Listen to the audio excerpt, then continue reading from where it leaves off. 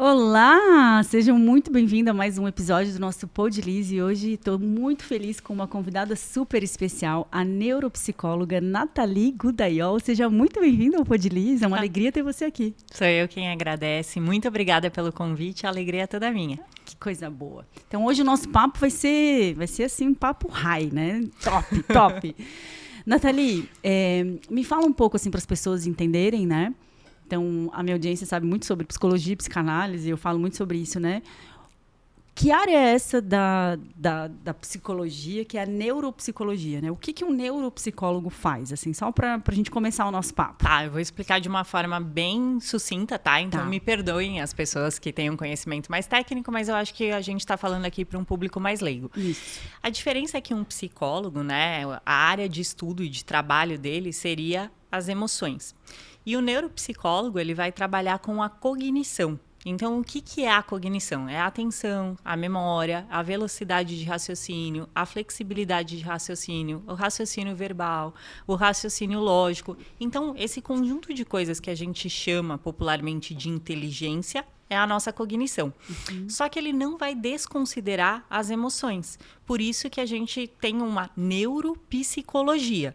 Quem faz neuropsicologia é sempre um psicólogo que faz uma pós-graduação, então ele adquire todo esse conhecimento relacionado à cognição, sem deixar de fora as emoções. Porque, por exemplo, quando a gente fala de um quadro de ansiedade, a gente afeta a nossa cognição de acordo com a nossa emoção.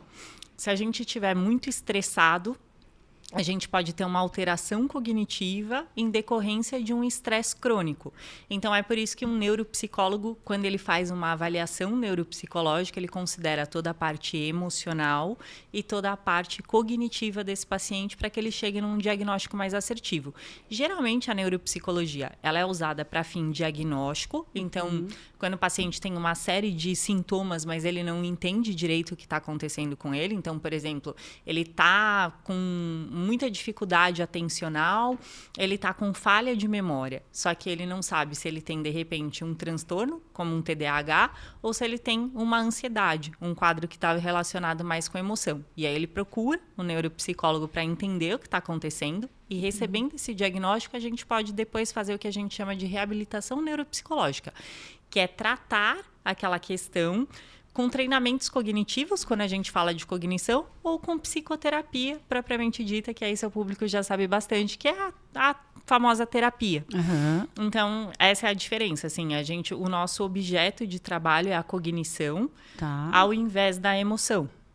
Muito bom, muito bom. Isso que você falou, né? Por exemplo, num quadro de muito estresse, a pessoa começar a ter falhas cognitivas. Sim. É um quadro muito similar do burnout, por exemplo. Completamente. Né? E é por isso que é legal quando a gente pega para fazer a avaliação, porque tem muitos sintomas que eles se sobrepõem. Sim. E aí, às vezes, vem muito paciente achando que está entrando num quadro demencial, né? Quando a gente fala de pessoas com uma idade um pouquinho mais avançada, então acham, por exemplo, que estão dando início a um quadro de um Alzheimer por falha de memória, só que, na verdade, quando você vai ver, ou é um burnout, ou a pessoa está com num quadro absurdo de estresse crônico, ou com um transtorno de ansiedade que não foi tratado e que foi cada vez acumulando mais sintomas e que vai gerar um esgotamento mesmo, né? Quando eu gosto de pensar no cérebro como um carro. Então, eu sempre falo isso para os meus pacientes, assim, que se a gente tem um mau funcionamento em alguma parte desse carro, outras partes vão começar a falhar. Então, às vezes, o problema não está no motor. Eu posso estar andando e rodando a cidade com o pneu furado, só que eu vou sobrecarregar outras áreas pneus, ali, né? e vai acabar acontecendo que o meu motor vai começar a falhar. E é a mesma coisa quando a gente fala do cérebro, né? Então, às vezes, assim, o problema não é de memória. Mas quando a gente fala de sinapse, tá tudo ali, tá tudo misturado, tá tudo junto, interconectado. Então, se eu não trato, por exemplo, uma ansiedade, ela começa a aparecer e ela começa a ficar cada vez mais forte, ela vai começar, sim, a atrapalhar a minha cognição, principalmente as minhas funções executivas. Então, planejamento, execução, atenção, memória operacional, é o que começa. E aí, por esse motivo, todo mundo hoje se identifica muito com TDAH, por exemplo. Sim. Esse é um assunto que eu queria muito falar com você, né? Por exemplo, meu marido, anos atrás, foi diagnosticado, né, por um psiquiatra com TDAH. Eu tenho certeza que meu marido não é um TDAH, né? Não tem TDAH. Para mim, ele tem transtorno de ansiedade. Tá bom. Mas você encontra muito, assim, esses erros de diagnóstico? Sim, Como é difícil, é né? bem comum e, assim, não acho que seja por maldade, Não, tá bom? De verdade, assim, porque não os acho sintomas se que... confundem Exato, mesmo. ele se sobrepõe muito e acho que hoje a maioria dos psiquiatras e dos neurologistas, eles pedem a avaliação, que eu acho muito bacana antes de fechar um diagnóstico. Se o psiquiatra ele tem uma experiência muito vasta, de muitos anos, ele consegue, às vezes, fazer esse diagnóstico mesmo de uma forma mais assertiva, mesmo com poucas sessões ali, ou com uma única consulta com um paciente. Mas o ideal é que a gente avalie esse paciente por algumas sessões e não por uma única sessão. Porque o que pode acontecer, por exemplo, Liz? O paciente pode não ter dormido bem. Ele pode não ter se alimentado bem. E isso pode influenciar no resultado dele de teste. De teste, claro. E aí ele pode ter ali um resultado que não é um resultado tão assertivo, mas pelo fato de um momento de vida que ele está vivendo, ou de uma alimentação, ou de uma noite de sono mal dormida. Quando a gente faz uma avaliação neuropsicológica, você avalia a atenção em vários momentos diferentes. Justamente para que a gente tente chegar numa margem de erro mínima. Entendi. A gente faz todo um levantamento, uma anamnese bem feitinha para você pegar toda aquela história pregressa do paciente para que você tente não cometer erros. Você vai acompanhando esse paciente durante um período de tempo para você entender o momento de vida que ele está vivendo. Então, tudo isso é muito importante para a gente chegar. O que acontece muito, né, é que quando a gente fala do transtorno específico do TDAH, a gente está falando de um transtorno das funções executivas. Não é só atencional. Mas a atenção é a nossa primeira função psicológica superior. Ou seja, é a primeira coisa que eu uso para qualquer coisa. Então, eu tenho 3 tipos de atenção, né? Uma atenção concentrada, alternada e dividida. A atenção concentrada é a capacidade que eu tenho de me manter concentrada, que é o que a gente vai fazer aqui durante esse episódio. Alternar a atenção seria você tá aqui e aí acontece algum problema técnico, você precisa ir ali, você retoma de onde você parou a entrevista comigo. Tá. E dividir a atenção é o que a gente faz, por exemplo, quando a gente está dirigindo. Eu preciso prestar atenção em várias coisas ao mesmo tempo para que eu consiga conduzir um veículo. Então, esses 3 tipos de atenção. Se eu tenho uma falha, né, na hora de prestar atenção, isso vai, consequentemente, prejudicar a minha memória operacional, que seria a segunda ali que eu vou usar. A memória operacional, ela é como se fosse uma memória de curto prazo, só que ela não é considerada como uma memória de curto prazo, porque ela é uma memória muito específica. Então, é aquela memória que a gente usa, por exemplo, para ter algum tipo de informação que é essencial para a execução da tarefa, mas não necessariamente para se tornar uma memória de longo prazo. Por exemplo, pagar um boleto. Antigamente, a gente memorizava aqueles números e a gente ia lá e digitava esses números para pagar o boleto. Memorizar aqueles números é essencial para que eu consiga executar a minha tarefa, que no caso é pagar o boleto. Mas lembrar desses números no dia seguinte não é necessário. Sim. Então, eu usei essa memória operacional. Tá. Então, a gente tem esse tipo de memória que ela vai estar prejudicada. E aí, se eu prejudico a minha memória operacional, consequentemente, eu prejudico a minha capacidade de planejamento, porque eu não lembro o que eu tenho que fazer, então eu me planejo mal, eu não consigo pensar depois. E aí, eu acabo prejudicando a minha execução da tarefa. Então, a gente fala de um transtorno que ele tem a ver com todas as nossas funções executivas. Além disso, dentro das nossas funções executivas está o controle inibitório, que é a capacidade de controlar e inibir impulsos. Por isso que quando a gente fala de um quadro de TDAH, a gente fala de uma impulsividade, né? Então, eu estou falando de um transtorno de funções executivas. Mas as pessoas acabam se atendo única e exclusivamente para a questão atencional, porque ele até recebeu esse nome porque tá certo mesmo. É a primeira coisa. Então, se aqui está prejudicado, em um efeito cascata, você vai prejudicar todas as outras funções executivas. E aí, quando a gente avalia, a gente precisa olhar para tudo isso. O que acontece também é, por exemplo, paciente que tem um problema de memória, a gente precisa olhar como que eu sei se esse paciente está num quadro demencial ou se ele está, por exemplo, sofrendo de um estresse crônico que pode prejudicar essa memória de curto prazo, essa memória operacional também. se eu tenho um quadro demencial, eu perco a minha capacidade de formar novas memórias. Então, quando eu repito para o paciente uma lista, por exemplo, de palavras, ele não consegue memorizar, ele não consegue formar novas memórias. Se eu tenho a minha capacidade de aprendizagem preservada, eu estou falando de um quadro de estresse, muito provavelmente, de um quadro de ansiedade e não de um quadro demencial. Então, a gente precisa olhar para muitas vertentes, entende? Claro. E aí, eu acho que por isso que muitas vezes esses diagnósticos que são feitos assim, numa única sessão, ou desconsiderando algumas coisas, eles acabam não conseguindo avaliar. O que acontece também, que é uma verdade absoluta, eu nunca, nesses anos todos que eu faço avaliação, já faz 6 anos, eu nunca corrigi uma escala de TDAH que o paciente não tivesse TDAH. Porque quando você fala de uma escala direta, que são aquelas perguntas e respostas Sim. que normalmente são utilizadas dentro dos consultórios, Sim. o paciente, quando ele se avalia, geralmente ele se avalia para baixo. E aí ele vai falar que, não consigo prestar atenção, 5. Tenho dificuldade de 10, sabe? Eles colocam sempre a mais. E aí, por isso que é tão importante você avaliar mesmo o funcionamento cognitivo, a atenção ali naquele momento presente. Sim. Porque ele se avalia de uma forma errada.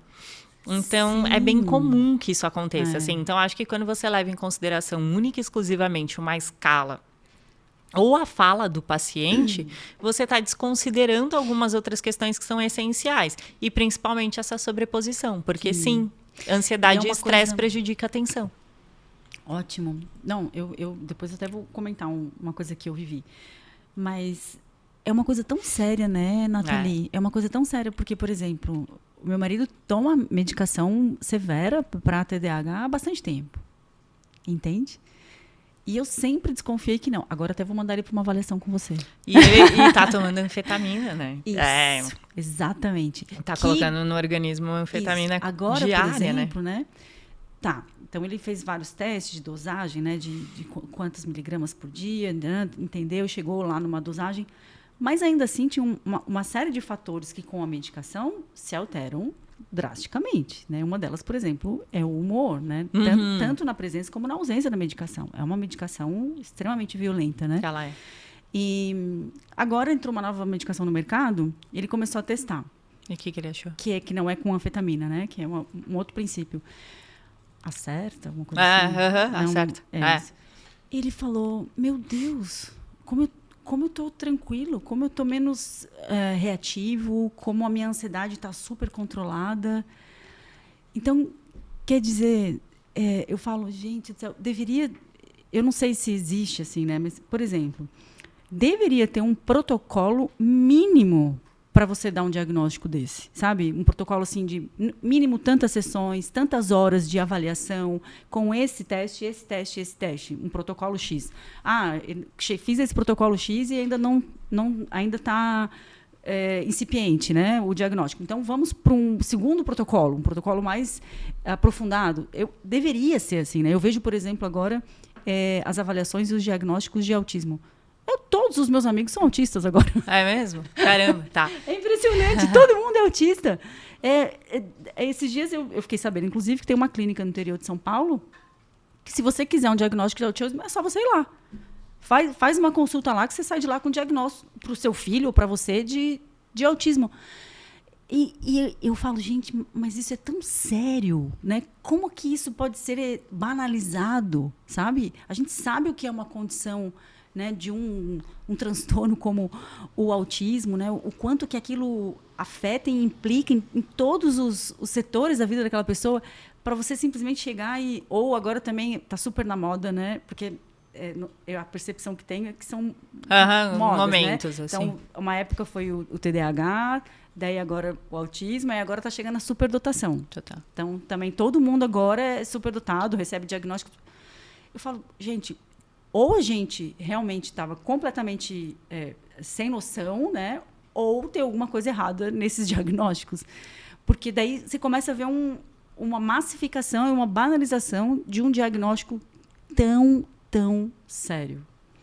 Você tem essa percepção, assim? Sim. E existe algum protocolo, existe alguma coisa? Eu vou falar dentro da área, tá? Da neuropsicologia, que é a área que eu atuo, sim. A gente tem protocolos rígidos e exatamente da forma como eu coloquei, assim, não é um teste de atenção, são testes de atenção. Não é um teste de memória, são testes de memória. Então, você tem todo um protocolo, uma metodologia de aplicação de tudo muito rígida, muito severa, como preconiza o CRP, que seja dessa forma. Não sei como é feito dentro da medicina, tá bom? A liberação, né? é diferente, então eu não posso opinar a esse respeito. Eu sei como os médicos que trabalham comigo, os meus parceiros, fazem, porque eu estou ali presente, todos eles, para darem qualquer tipo de diagnóstico, usam a avaliação neuropsicológica, acham isso fundamental dentro do exercício da profissão. Então, a gente tem, sim, protocolos muito rígidos com relação a isso. O número de diagnósticos cresceu, sim, e o que a ciência traz a esse respeito é que é como se fosse uma rede, tá? Então, antigamente a gente tinha uma rede onde as treliças elas eram mais abertas, porque a gente tinha menos conhecimento. E a partir do momento que a gente vai conhecendo mais, essas treliças elas vão se estreitando. Então, o número de peixes que eu consigo pescar se torna muito maior porque eu tenho menos espaço entre as minhas treliças. Então, a partir do momento que eu vou estreitando isso vai fazendo com que eu pesque mais, ou seja, mais pessoas conseguem, que antes passariam despercebidas, porque teriam sintomas um pouco mais brandos, elas começam a conseguir serem avaliadas e enxergadas nesse contexto. Mas, óbvio, uma clínica onde todos os pacientes que entram saem com diagnóstico de transtorno do espectro autista é algo a se avaliar. Não é? Porque, na verdade, assim, eu não sei o número específico, tá, do TEA, mas eu sei do TDAH e da superdotação. A gente tem 4% da população com o transtorno do TDAH e a superdotação, a condição, também são 4%. É bastante gente, né? Então, assim, tem bastante gente mesmo, é alto o número. Se a gente for pensar em 4% da população mundial, não é pouca coisa. E tenho certeza que o TEA deve ser algo entre isso, né? Mas não é 100%. Né? Então, assim, sei lá, de todas as avaliações que eu fiz até hoje, que não foram poucas, eu dei até hoje, assim, como hipótese diagnóstica, 5 TEA. Porque é um diagnóstico complexo. Ele é bem complexo, assim, a gente tem testes específicos para isso, tá? Assim, além de toda observação clínica, que eu acho que ela é essencial, porque você aplicar e corrigir teste é algo que qualquer pessoa faz, inclusive uma inteligência artificial é capaz de fazer isso, mas a junção disso com toda a interpretação e com toda a tua experiência clínica é que faz toda a diferença, assim. A observação, a forma, né, de como... A gente tem muito teste de projeção ainda, que a gente usa, que fica mais difícil de uma inteligência artificial corrigir. E os testes de TEA, especificamente, eles falam sobre interações sociais. Então, por exemplo, eu posso ler uma situação de interação social para o meu paciente e ele precisa me dizer ali se alguém dentro daquela conduta fez ou disse algo que não era, que foi impertinente. Então, que não deveria ter dito ou ter feito. É algo muito subjetivo, é muito sutil. E mais do que isso, as interações sociais que ocorrem dentro dessas situações, elas não são explícitas, não é João foi comprar uma camisa, o vendedor não tinha tamanho P e ele jogou todas as camisas pro alto e saiu gritando, porque isso é muito evidente. Claro. Então, são situações de muita sutileza que requerem uma habilidade de interação social que uma pessoa normalmente, quando está dentro do TEA, ela tem dificuldade de reconhecer. Então, é bem específico, assim, sabe? Os nossos instrumentos, eles são precisos, na maioria das vezes. Né? Eles passam por um rigor muito grande científico para que eles tenham uma aprovação, o que na verdade é ótimo, assim. E, de novo, você vai unir isso a toda a sua experiência clínica, a tua observação e tudo mais. Então, eu percebo muitas vezes, assim, que tem muito paciente, na verdade, que tem a superdotação, mas acaba recebendo o diagnóstico de TEA. E eu acredito que isso tenha como base a ignorância do profissional. E ignorância aqui não é no sentido ruim da palavra. Né? É no sentido de falta de conhecimento. Exatamente. Porque eu fiz uma live com um geneticista, que foi uma live muito legal, e ele me falou o seguinte, eu nunca vou esquecer dessa afirmação que ele me deu. Se você pegar o genoma de um paciente que tem Parkinson, hidrocefalia ou então Alzheimer, o geneticista, só pelo genoma, ele consegue identificar qual é o paciente que tem Alzheimer, qual é o paciente que tem Parkinson e qual é o paciente que tem hidrocefalia. Se você der um genoma de um paciente com TEA, com TDAH ou superdotação, ele não sabe dizer quem é quem. Porque existe uma sobreposição que tem a ver com o DNA. Uau. Eu estou falando de um genoma. É lógico que se você for lá e estudar cada um dos genes que estão presentes, você vai conseguir fazer a identificação. Sim. Mas de cara, você não consegue. Tanto que pais com TDAH têm uma chance muito aumentada de ter um filho com TEA. Porque a gente está falando aí de uma questão genética. Então, existe toda uma genética que está vinculada com esses transtornos e com essa condição, porque a superdotação não é um transtorno, é uma condição que se sobrepõe à própria questão genética, de hereditariedade. E tem ali coisas que são comuns entre um e outro. Então, tem coisas que você vai ver no TEA que elas estão presentes na condição de superdotação e que, às vezes, também estão presentes no TDAH. Por exemplo, o hiperfoco. Ele está presente nos três. Nos três, exatamente. Mas são formas diferentes de hiperfocar. Mas ele está presente nos três. E outras condições também estão presentes. Por exemplo, eles têm dificuldade de organização de espaço físico. Mesmo uma pessoa com superdotação normalmente apresenta essa dificuldade. Pessoas com TEA normalmente apresentam essa dificuldade. Uma coisa muito comum entre o TEA e o superdotado é a questão da hipersensibilidade sensorial, auditiva. Está presente nos dois. E aí, por exemplo, recentemente eu atendi uma paciente que ela tinha o diagnóstico de TEA e ela falou a mesma coisa que você me falou do seu marido. Eu me identifico em partes, mas eu não me vejo completa nesse diagnóstico. Eu busquei porque eu achei que realmente eu tinha algo que era diferente, que eu tinha alguma questão, mas eu não consigo. E o que ela tinha era essa hipersensibilidade, tanto auditiva como tátil. E ela recebeu o diagnóstico de TEA por conta disso. Mas uma pessoa assim, com uma desenvoltura de habilidade social... Que já não encaixa lá no que TEA. Não encaixava. E foi justamente o que ela falou. Ela falou, eu trabalho com comunicação. Então, não estou dizendo que uma pessoa com TEA não possa trabalhar com comunicação. Mas ela falou assim, é muito difícil, eu consigo identificar muitas sutilezas e tudo mais. E assim, ela teve um desempenho nos testes de habilidades sociais extremamente superior. Lógico que a gente avalia outras coisas além disso, mas ela foi super bem, assim. E aí, um QI altíssimo. E aí fecha, né? A conta fecha. Você fala, bom, aqui a gente tem elementos que a gente consegue identificar, porque quando a gente fala de uma superdotação, a gente também está falando de um cérebro que é neurodivergente. Sim. O que acontece com o cérebro do superdotado? Tá, eles têm mais conexões neurais, né? E eles precisam de menos energia para fazer essas conexões. Por quê? Então, justamente porque a formação cerebral, ela se deu de uma forma diferente. O que os estudos... A gente tem pouco estudo, tá? Né? sobre isso, porque não é algo que recente. A indústria farmacêutica tem muito interesse em explorar. Então, se eu tenho $2 milhões para colocar numa pesquisa onde eu vou conseguir vender uma medicação, ela é muito mais atrativa para ser estudada do que uma condição que é considerada na literatura americana como um gift, como um presente, tá? Então, é como se fosse um cérebro que realmente ele está mais evoluído para a nossa sociedade atual. Então, ele consegue usar menos energia para fazer a mesma coisa que nós fazemos, que não somos superdotados, porque a conexão entre os neurônios, ela se dá com mais facilidade. Então, a gente tem mais sinapses nesse cérebro. Além disso, a gente tem mais massa cinzenta, o que faz com que esse cérebro também funcione numa velocidade mais rápida. Então, a gente acaba tendo uma velocidade de raciocínio superior, e como tem mais conexão entre as áreas cerebrais, a aprendizagem se dá de uma forma mais facilitada.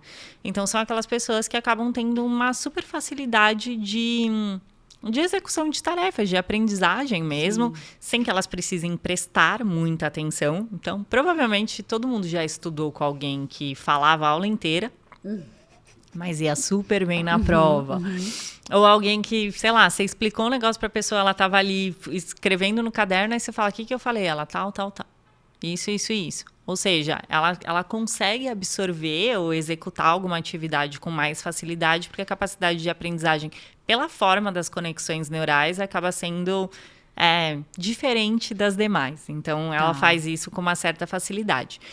Mas o que acontece mesmo é que quando a gente fala de uma neurodivergência, a gente não vive num mundo que foi feito para pessoas com superdotação.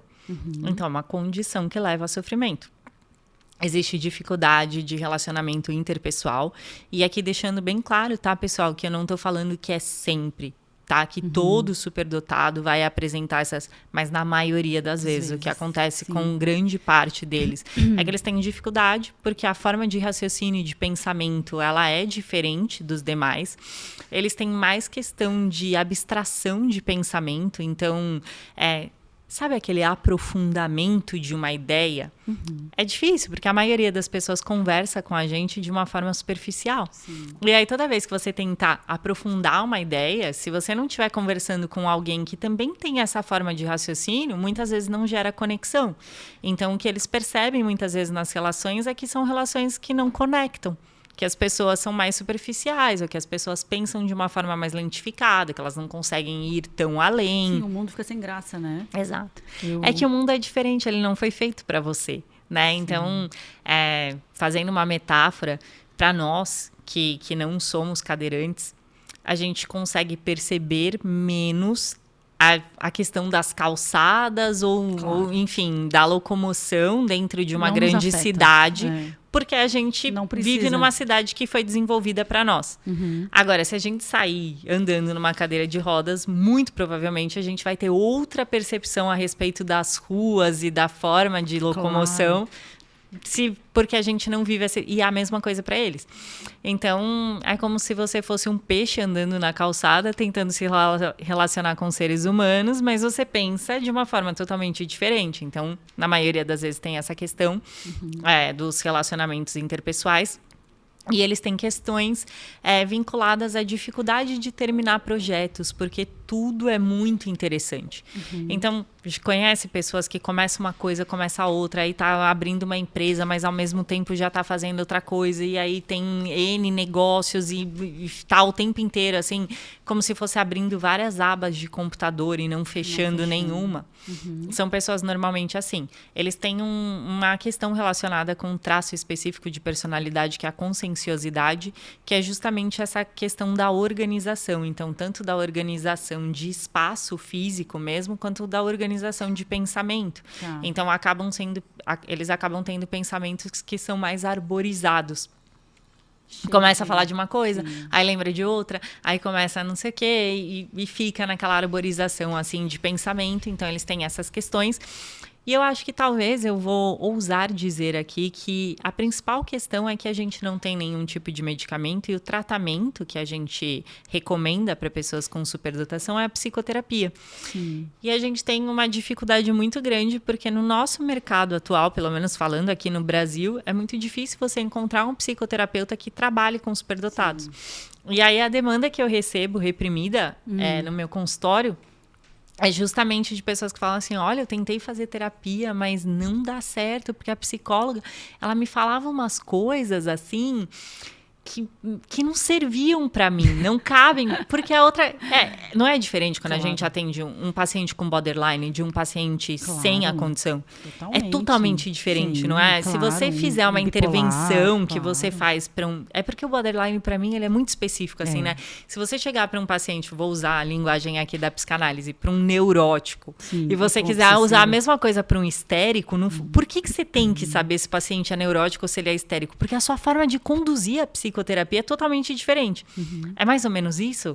Me fiz clara, assim? Sim, então, é diferente, assim. E eles têm... É engraçado de atender superdotado, porque eles fazem uns questionamentos, assim, que é uma coisa que você fala assim, cara, nunca pensei nisso, assim, sabe? Porque a forma de pensar, de raciocínio, ela é totalmente diferente, assim. Então, a pessoa vai além. E, geralmente, são aquelas sessões que vão requerer uma certa grau de nível de filosofia. Sim, que talvez nem todo questionam. psicólogo esteja adaptado. Exato. É diferente, assim. Eu acho que o paciente mais gostoso de atender, não sei se você tem a mesma percepção, é o com depressão, assim. Eu acho que quando você pega um paciente deprimido e você vai vendo aquela evolução aquilo vai te gerando uma alegria muito grande, assim, né? Um retorno muito forte que você tem. E com o paciente com superdotação, ele geralmente vai ser um paciente que vai te questionar. Tudo. Você vai falar uma coisa e vai falar, mas por quê? Mas como? Mas mas o que vai mudar? Então, eu já li que não sei o que, não sei o que, nananã. Então, assim, eu acho que além do conhecimento técnico, exige também que você tenha um manejo clínico adequado para que você consiga conduzir aquela sessão de forma que você também vai gerar evolução no paciente. E aí eles se queixam muito disso, assim, não consigo, me indica alguém que trabalhe com isso. E eu tenho uma psicóloga hoje dentro da clínica que atende superdotado. Olha que legal. Mais uma, de uma equipe, entende? Eu tenho uma certificação para terapeutas, né? Que eu ensino elas a usarem a contoterapia para trabalhar com grupos. E aí eu recebi uma psiquiatra que parece que, não sei, uma das poucas no Brasil que fazem diagnóstico tardio de superdotação, é especializada nisso, ela é especialista nisso. E justamente ela fez o método CIP, que é a minha metodologia, porque ela disse, eu não tenho para quem encaminhar. E ela só atende mulheres. Ela disse, eu não tenho para quem encaminhar. Não tem terapia para essas mulheres. Não tem. E aí elas querem continuar, elas pedem ajuda, né? Para poder se inserir, se pertencer ou, enfim, se tratar terapeuticamente. E não tem. Então, ela fez a certificação para que ela pudesse abrir um grupo para atender essas mulheres. Olha que legal. Num contexto que legal, terapêutico ela ter legal, tido né? essa... Nossa, sensacional. Super, eu também achei incrível. Depois me passa até o contato dela, porque eu também preciso de encaminhamento. Passo, claro. Porque a minha psicóloga que trabalha comigo já está de agenda cheia. E eu percebo a mesma coisa. Essa psicóloga tem que trabalhar com grupos. Fala pra ela que tem um método pra ela. Porque fica nisso. É a mesma coisa, assim. Eles querem continuar, né? Porque eu acho que, assim... Eu sempre falei isso. Quando eu fui fazer a parte da reabilitação neuro... Eu falava muito isso. Assim, não quero chegar pro paciente e dar um diagnóstico sem que ele tenha uma solução. Porque eu acho que é muito ruim você chegar e falar assim, olha, acontece isso, isso e isso, e agora sai. Até porque o paciente, normalmente, ele cria uma conexão com você, uma empatia, e ele quer um tratamento, né? E aí, ficar só na parte diagnóstica, acho que é complicado por conta disso. Mas a gente também tem limitação de tempo. Então, nem sempre você tem agenda, né? Para dar continuidade. Então, acho que é tão importante quanto o diagnóstico, e talvez até mais importante do que o diagnóstico, seja o que você vai fazer com aquele diagnóstico, Claro, né? porque... Senão ele perde o sentido. Isso, exatamente. Porque o diagnóstico por si só não muda nada. Tá, e aí? Continuo sendo eu com os meus sintomas, Exato. com o meu sofrimento, e agora? A única coisa que ele muda é a conduta que você vai dar, né? Ele te dá assim, clareza, ele te né? dá, assim, direcionamento. Isso. Mas é a partir dali que você vai ter que caminhar com as suas próprias pernas, entender o que você vai fazer com aquilo e tudo mais. Então, acho que é essencial o tratamento, assim. Por isso que é importante o trabalho que vem sendo feito, de todos esses podcasts, toda essa conscientização, porque os profissionais, eles estão começando a se movimentar, né? Claro. Estão entendendo que tem questões ali que precisam ser vistas, ser enxergadas, e estão buscando por isso, assim, né? Nathalie, e me diz uma coisa, que eu realmente isso eu não sei. Existe algum tipo de teste neurológico para transtornos como o border? Então, a gente tem teste de transtorno de personalidade, tá Tem? bom? Tem. Junto com eles, normalmente, a gente vai fazer teste de projeção mesmo. Lembra do HTP, claro, do claro. TAT? Sim. Então, a gente nunca usa um único instrumento, mas hoje a gente tem um teste específico de transtorno de personalidade, que ele é um teste que o psicoterapeuta, ele vai, né, o neuropsicólogo, ele vai aplicar e o paciente vai te dando resposta. Então, ele é um teste que eu diria que ele é um semi-aberto. É uma entrevista semi-estruturada, tá? Por quê? Porque escalas diretas, normalmente, elas se tornam um pouco enviesadas. Não que elas não são utilizadas, mas elas são utilizadas dentro de um contexto específico, mas elas têm um certo viés ali. E aí você faz uma pergunta aberta para o paciente, que é diferente você perguntar assim, você almoçou arroz, feijão e carne hoje? E ele vai falar sim ou não. Mas se você falar, o que você almoçou hoje? Aí ele vai te dando respostas. Aí você vai, de acordo com as respostas que ele vai dando ali, você vai clicando. Hoje é tudo online, né? É um software que você usa. E aí ele vai te dando as respostas. E dependendo da resposta, da classificação que você coloca, por exemplo, assim... Você vai falar assim para o paciente, me fala um pouquinho sobre a sua identidade, como você se enxerga, você se vê, enfim. Aí o paciente começa a falar, olha, eu sou uma mulher de tantos anos, assim, eu tenho esses e esses objetivos. E aí você vê lá, tipo, o paciente tem clareza da própria identidade, o paciente não tem tanta clareza, não sei o que, vamos supor que eu coloque que ele tem zero clareza, tá? Ele não tem clareza da própria identidade, eu coloco aquilo. Aí ele vai abrir um monte de perguntas. Entendi. Então você vai investigando isso. Agora, se você colocar tem total clareza, aí ele já vai para uma outra parte. E aí, por exemplo, para a pergunta de narcisismo, ele vai lidar com questões do tipo, como que você se sente se você de repente for num restaurante e você receber o mesmo tratamento das outras pessoas? Aí a pessoa, se ela tiver, né, uma possibilidade de um transtorno narcisista, ela vai falar assim, mas por que eu vou ser tratado igual a todo mundo? Eu não sou igual a todo mundo. Aí vai abrir aquele monte de pergunta. E aí vai indo. Legal. E aí ele te dá vários gráficos bem bonitinhos, assim. Aí ele vai identificar... contingências, né? Um monte. E aí pode ser que você demore 3 sessões para fazer um teste, porque o paciente começa um monte. Ou pode ser que em 15 minutos você encerrou o teste, porque o paciente tem clareza de todas as questões, não tem nenhuma questão ali. E aí, como que ele vai investigar o Boder, tá? Normalmente ele vai fazendo perguntas que se associam à sua capacidade de negar pedidos abusivos. Então, normalmente é assim. Você conseguiria falar não para um convite feito por um amigo? Não consigo de jeito. Aí ele começa a abrir para investigar. E aí ele fala muito sobre automutilação, de uma forma com sutileza. Também não é muito assim explícito, né? Aí fala bastante sobre suicídio. Porque o Boder tem uma tendência grande, bastante né? pensamento suicida bem alta, né? Ideação suicida muito alta. E aí, mas é tudo assim. Então, geralmente são situações também ali, que vão vir algumas situações, e aí ele vai falar mais ou menos, como que você faz quando você está diante de uma situação assim? E aí o psicólogo que tem que avaliar ali para colocar a classificação e ele vai ver se aquele paciente ele tem uma capacidade ou não, por exemplo, de conseguir lidar com a própria raiva. Se ele tem uma capacidade ou não de negar pedidos abusivos ou se ele é mais permissivo. E assim vai indo.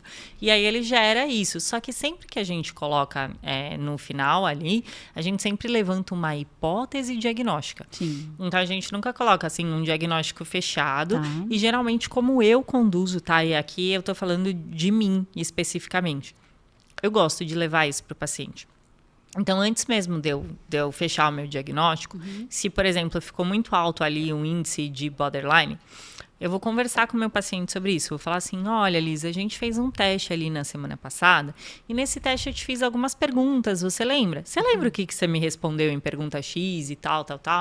Então, normalmente, quando as pessoas têm uma dificuldade muito grande de negar alguns pedidos abusivos, quando as pessoas percebem que dentro de uma relação elas acabam se doando um pouco mais do que as outras pessoas, ou quando elas têm uma percepção de que se aquela outra pessoa deixar, de repente, por algum motivo de ser amiga dela ou de se relacionar com ela, ela vai morrer, ela vai deixar de existir, não sei o quê. Você percebe alguma dessas questões em você? Aí a pessoa vai me falar assim, e quanto que você percebe isso? Você já parou, já estudou um pouquinho sobre isso, já ouviu falar quando a gente junta essas questões que tem um transtorno que tem essas características?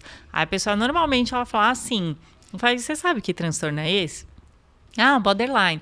Você se identifica com isso? Como que você percebe isso? Faz sentido isso pra você? Não faz? E tal. E aí, normalmente, a pessoa fala, nossa, eu sempre pensei sobre isso, eu me identifico sim. E se ela falar, olha, eu não conheço nada sobre isso, aí eu vou sempre recomendar alguma coisinha. Ó, gostaria que você lesse um pouquinho sobre isso, para que a gente chegue nisso junto, porque ninguém sabe mais sobre você do que você.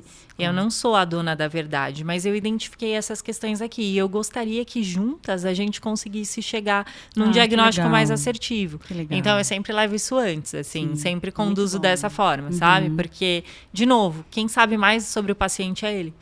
E aí faço a mesma coisa com bipolaridade, a mesma coisa. Eu vou identificando algumas coisas ao longo da avaliação e aí eu sempre peço para o paciente ir estudando. Sobre aquilo. Principalmente quando a gente fala de transtorno de personalidade, porque eu acho que esses são mais complexos, assim. São muito complexos, né? E eu acho que o baque é maior para o paciente, tá? Eu percebo que na hora de você conversar sobre, o paciente, ele aceita muito bem o TDAH. Às vezes ele fala, ufa, que bom que eu tenho TDAH, porque agora tudo faz sentido na minha vida, e que bom que eu descobri isso. O TEA tá menos, hoje em dia também isso... Era mais assustador antes, né? Porque tem muito, né? Hoje o nível 1 ali, que é o grau mais leve e tudo mais. Fiz poucos diagnósticos de TEA, como eu mesmo falei, assim, mas tive boa aceitação todas as vezes que eu fiz. Agora, eu sinto que os transtornos de personalidade, eles são menos digeríveis, assim... Até porque é que o TDAH, o TEA também são, né? São condições que você vai viver pro resto da vida, mas o transtorno de personalidade, ele tem uma carga de sofrimento emocional muito grande, né? Grande. E é isso, assim, né? Não é à toa que chama transtorno de personalidade, porque ele, de fato, transtorna a vida da pessoa e das pessoas que convivem com ela, né? Eu tive uma professora da pós-graduação, que foi a professora específica que deu aula pra gente de transtorno de personalidade. Eu tive... semestres só de transtorno de personalidade dentro da pós-graduação. E ela falava o seguinte, que o transtorno de personalidade, eu acho que é a melhor definição de transtorno de personalidade que eu já ouvi até hoje. Vamos imaginar que aqui tem uma linha. E aqui desse lado a gente tem as pessoas que são pessoas neurotípicas, né? Então a gente tem aqui.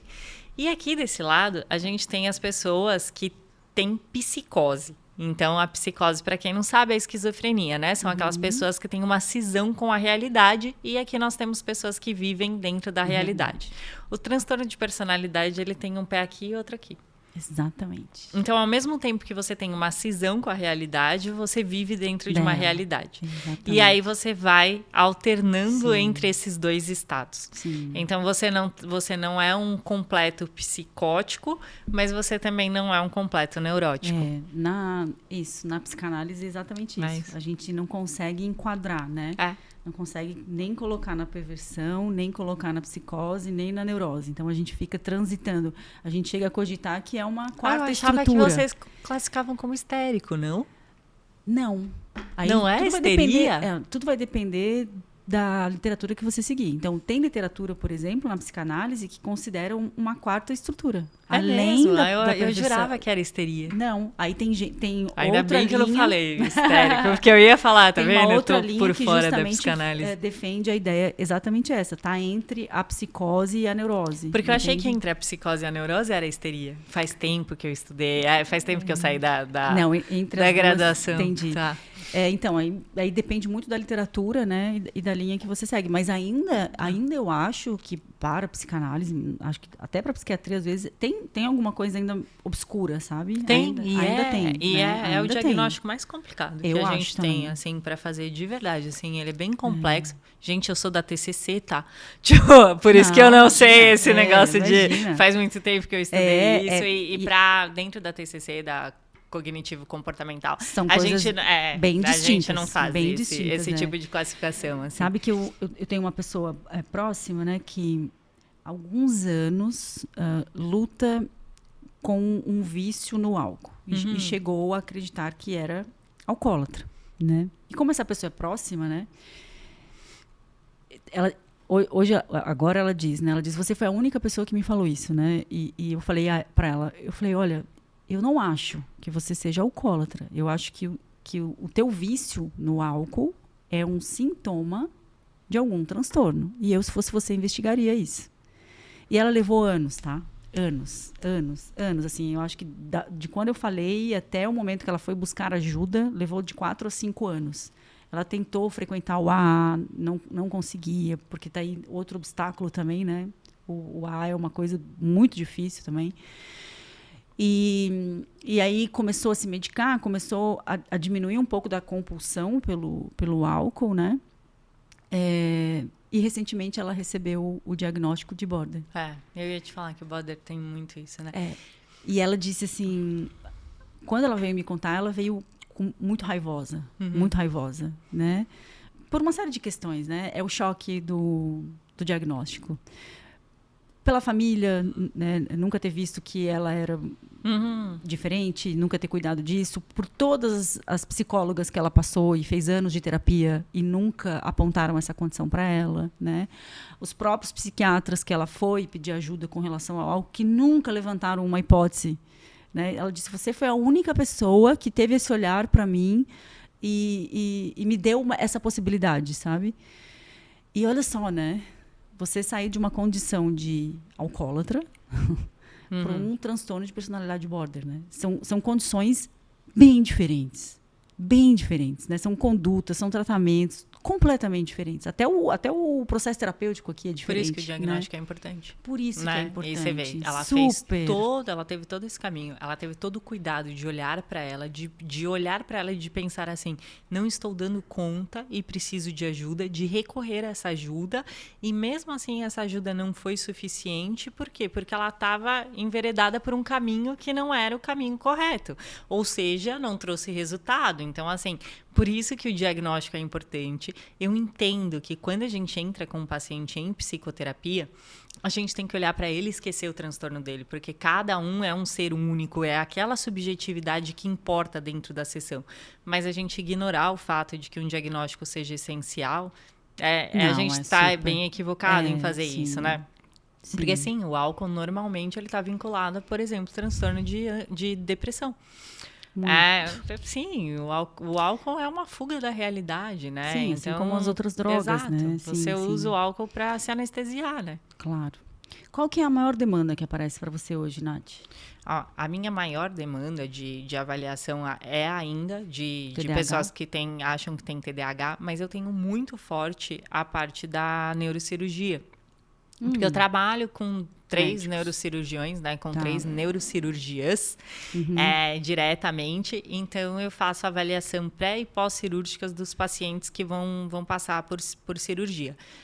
Uma das neurocirurgiãs que eu trabalho, ela faz cirurgia especificamente da oncologia. Então, são pacientes com tumor no cérebro. E as 2 outras neurocirurgiãs, elas trabalham com neurodesenvolvimento de Parkinson.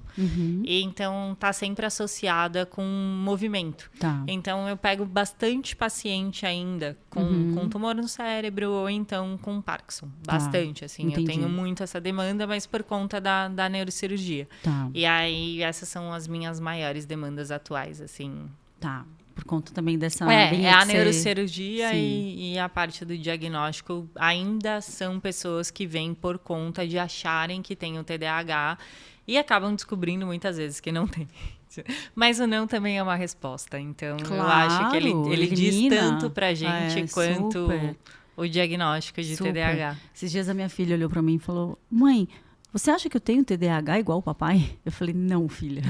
Tenho certeza que você não tem TDAH. Nem acho que não sei nem se seu pai tem TDAH, né?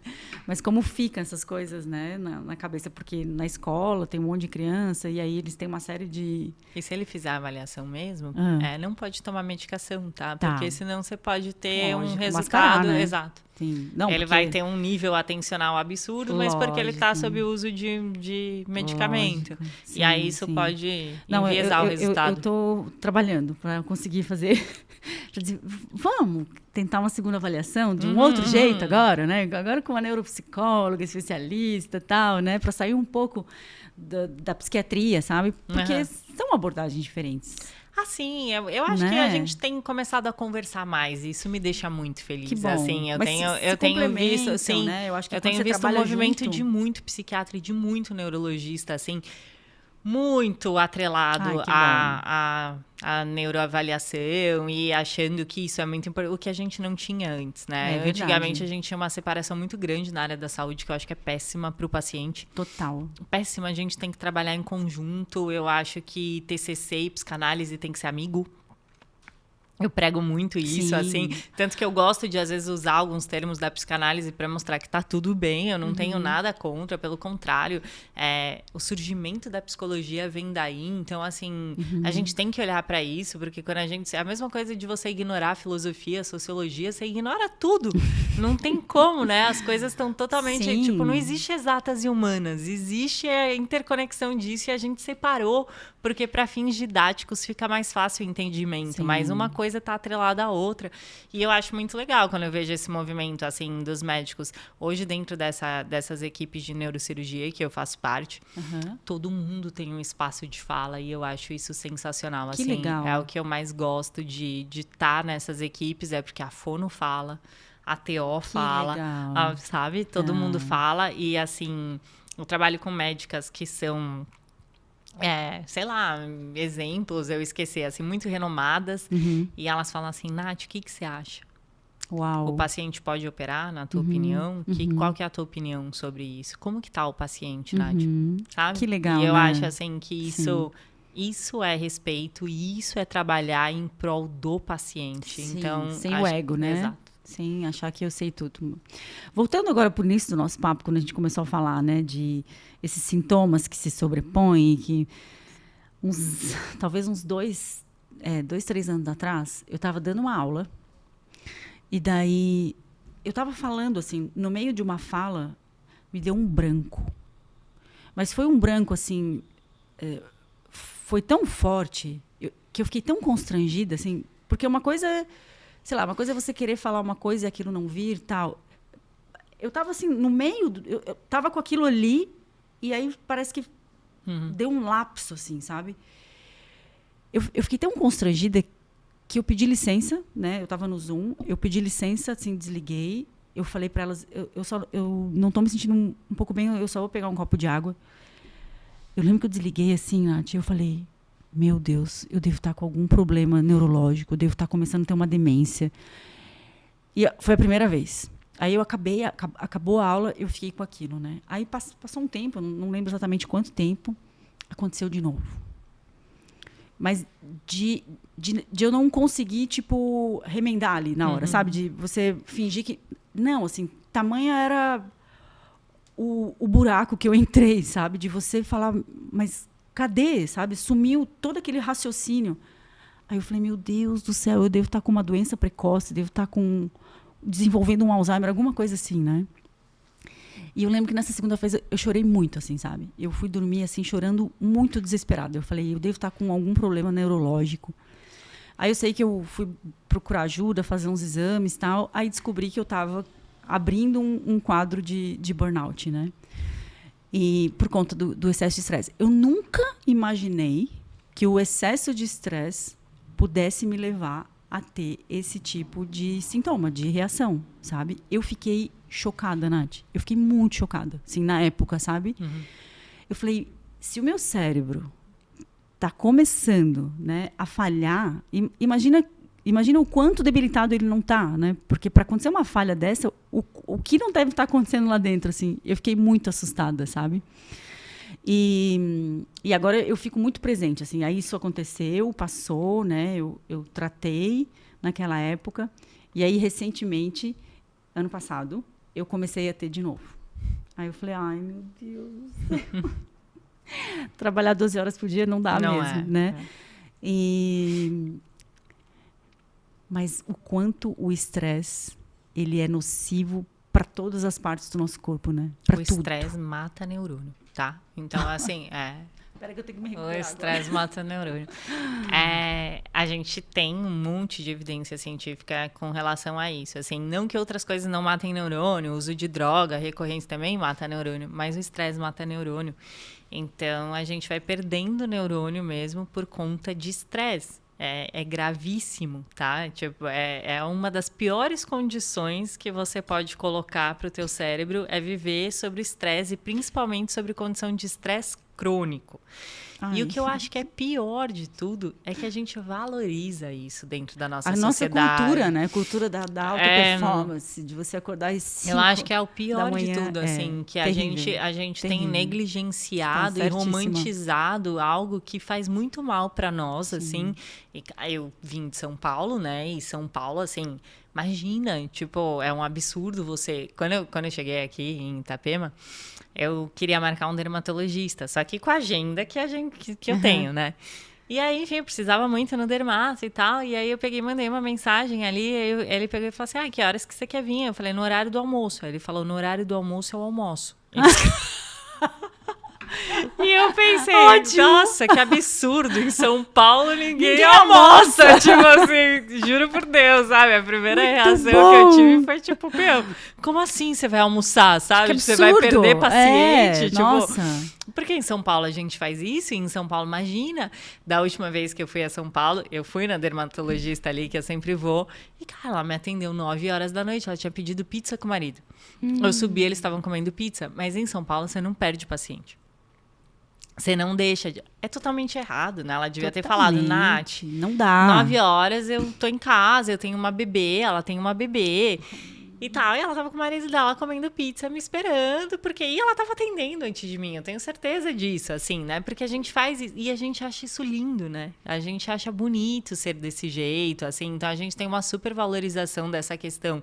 Acho que, primeiro, de você ter uma performance absurda e depois da gente ligar muito pra financeiro também, né? Porque sim, é isso... Claro. Em última instância, é o que você está buscando, é isso, claro. Né? A gente deixou de valorizar o simples, as relações simples, né? Eu lembro que quando eu era criança, meus pais chegavam, tinha sol ainda, né? O sol estava se pondo, e a gente descia ali no prédio, ficava todo mundo conversando entre os vizinhos e, sabe, fazendo sentado nada. ali. Sim. Só curtindo, imagina. Assim. Era isso, né? Não tinha 2 carros por casal, e nem Netflix, e nem celulares para a família inteira. E a gente não precisava de nada disso para viver, né? Nada disso era importante, né? Sei lá, fui ter telefone e tinha 13 anos de idade. A gente não tinha essas coisas, né? Sim. Se vivia assim, e hoje em dia, imagina, se acordar e não mandar uma mensagem de bom dia, né? A gente ficava, tipo, meses sem falar, porque você ficava ligando do orelhão para pessoas, a não ser que fosse algo realmente importante. Sim. Então, você valorizava outras coisas, e acho que a gente perdeu muito isso.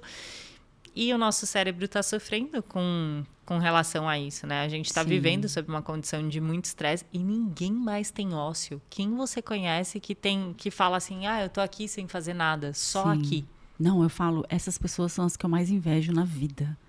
Quando eu pergunto pra alguém que está fazendo, ela diz nada, eu falo, meu Deus, que vida boa que você tem.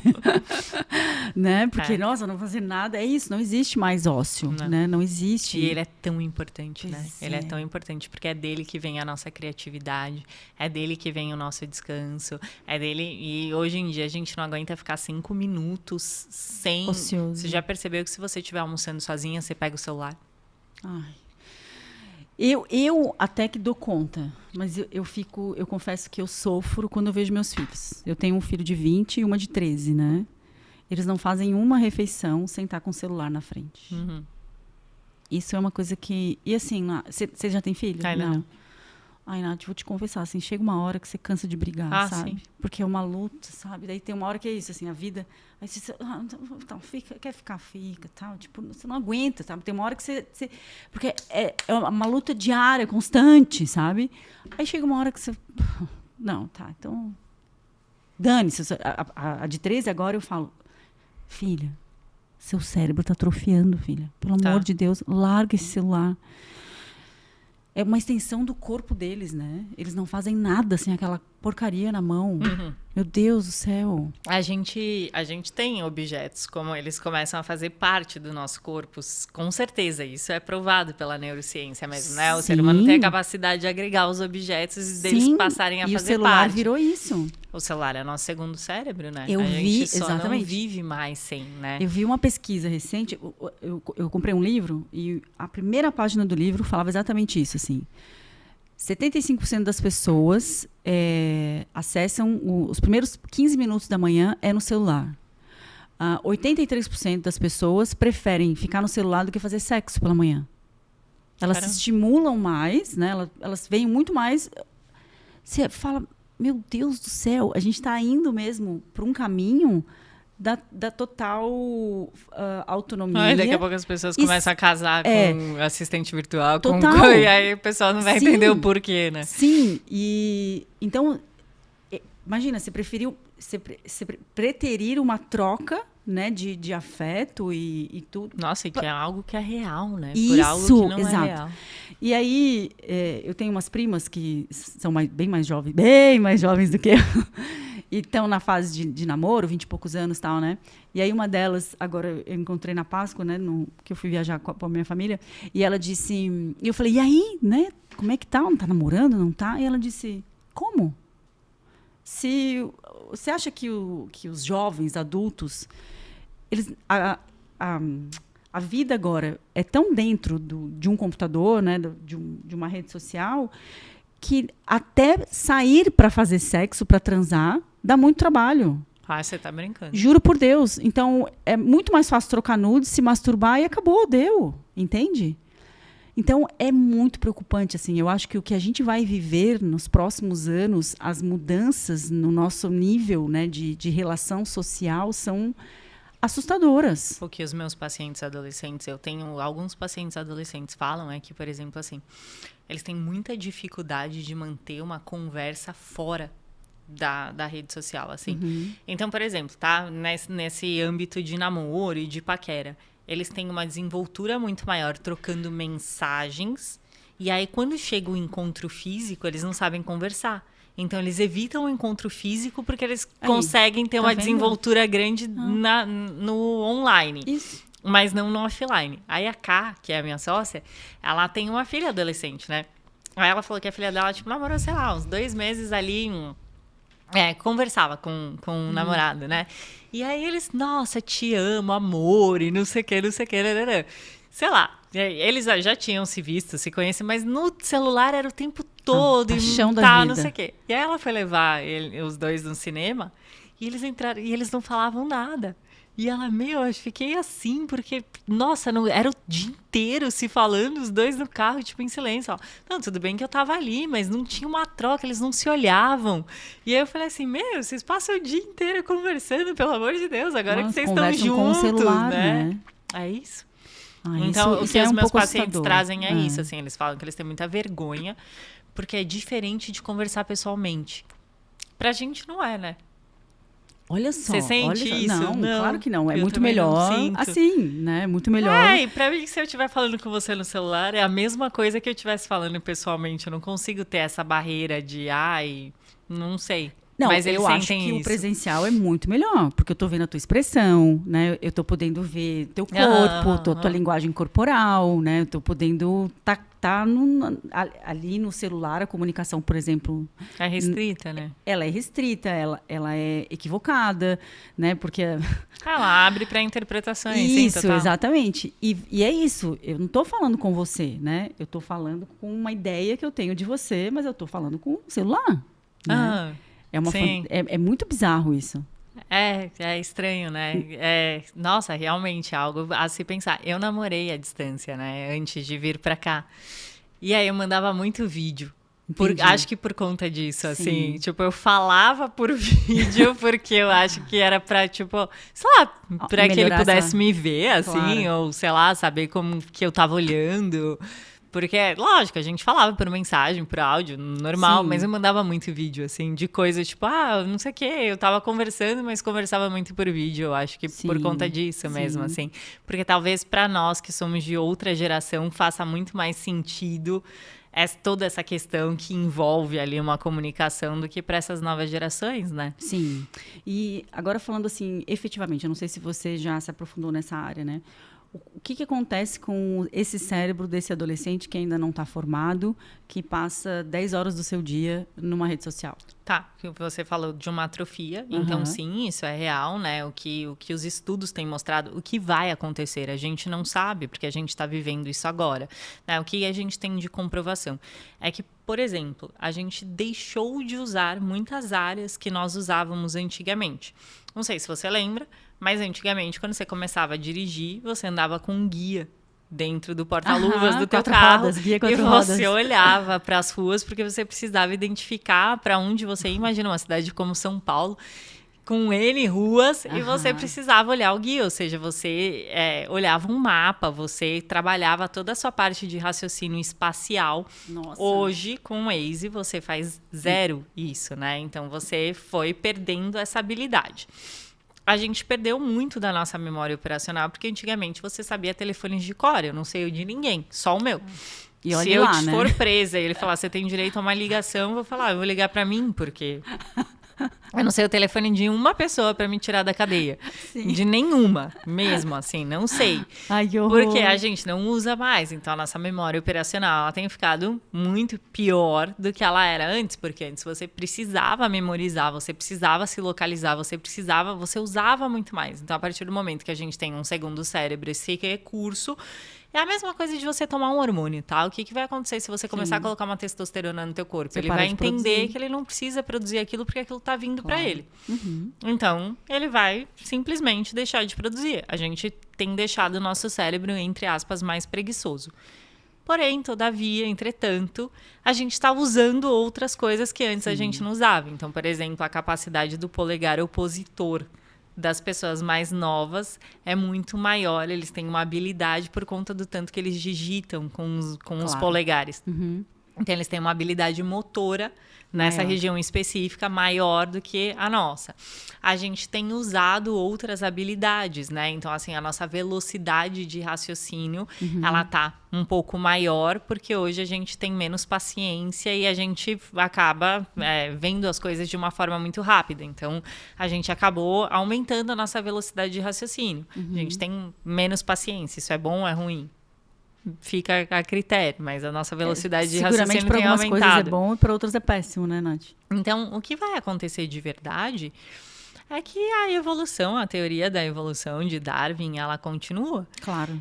E a gente vai mudar, porque a nossa sociedade está mudando, né? Então, eu acho que o que vai acontecer de verdade é que as coisas vão mudar e que a gente não tem nada que possa fazer com relação a isso, porque é natural, porque a evolução continua.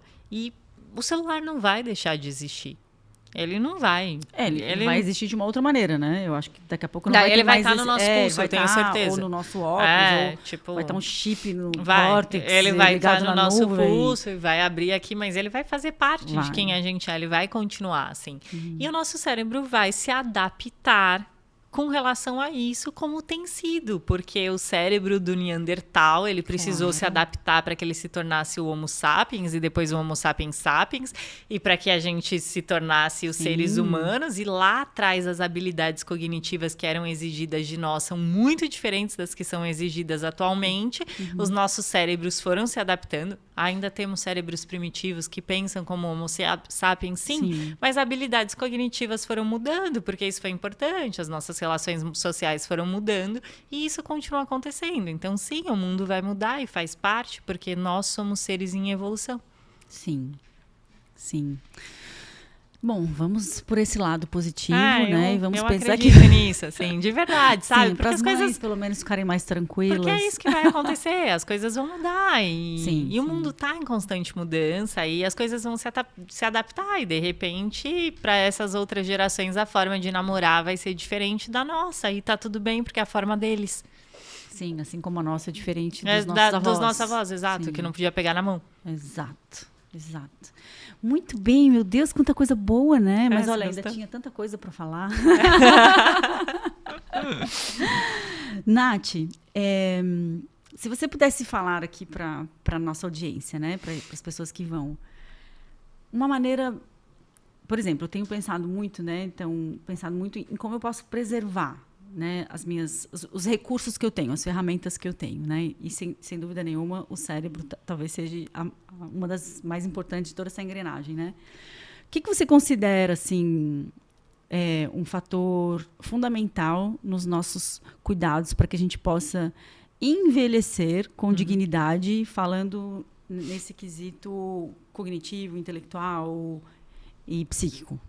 A coisa mais importante para o ser humano são as relações, tá? São os relacionamentos. Ai, que lindo isso. É o que a gente tem de mais importante. Então, a gente tem um estudo recente feito em Harvard que mostrou que, por exemplo, a solidão, ela é pior para o ser humano do que um tabagista que fuma 12 cigarros por dia, tá?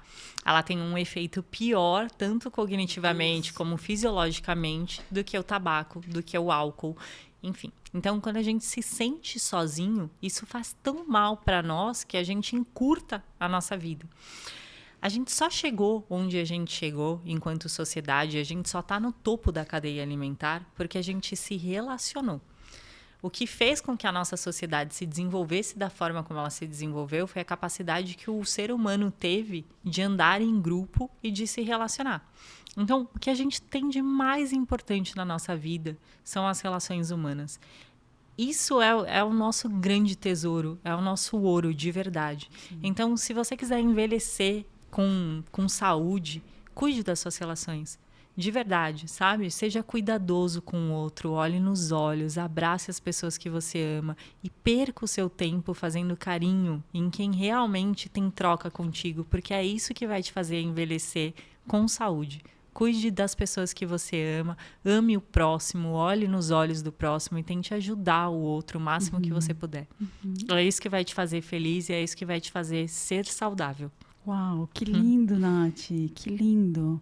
Tomara que a gente não perca essa capa. Tomara que as próximas gerações, né, não percam essa necessidade de troca, né? Você citou um estudo de Harvard e tem um outro estudo que diz que a premissa, né, de uma vida feliz não é dinheiro, não é sucesso, não é poder, mas são vínculos de afeto saudáveis que você pode contar. Então, se você é uma pessoa que não se sente sozinha, isso, porque você tem uma rede de apoio. Exatamente. Só que você só vai ter uma rede de apoio quando você também for uma rede de apoio, né? Então, assim, tão importante como o outro vai tratar a gente da forma como a gente trata, né? Sim. Tipo, o meu marido tem uma frase que eu acho muito bonita, que ele fala sempre, ele fala assim, cada um tem de mim o que cativa. E eu acho que é isso, né? A gente tem que entender que é aquilo que a gente entrega para o outro que a gente vai receber de volta. Sim. Então, temos bom. Responsabilidade em relacionamentos. Muito, né? E, inclusive, para que a gente possa envelhecer saudável. Muito bom, Nath. Adorei o nosso papo. Muito obrigado. Sigam a nossa querida neuropsicóloga Nathalie Nathalie Gudayol, né, gente? Porque o nome francês é muito chique. É muito difícil o nome, né? @Nathalie Gudayol. Gudayol não cabia tudo isso. Tem limite de caracteres ali. Tá só como Gudayol, tá? Nagudayol, tá. Então sigam, @Nagudayol. Adorei, Nath. Volte muitas vezes. Que bom que agora você tá morando pertinho. Quando você quiser. Né? Ai, que bom. Obrigada a você, de verdade. Um beijo e até o nosso próximo episódio. Espero que vocês tenham curtido essa conversa tanto quanto foi prazerosa e eu curti. Obrigada, Nath. Um beijo. Tchau, tchau.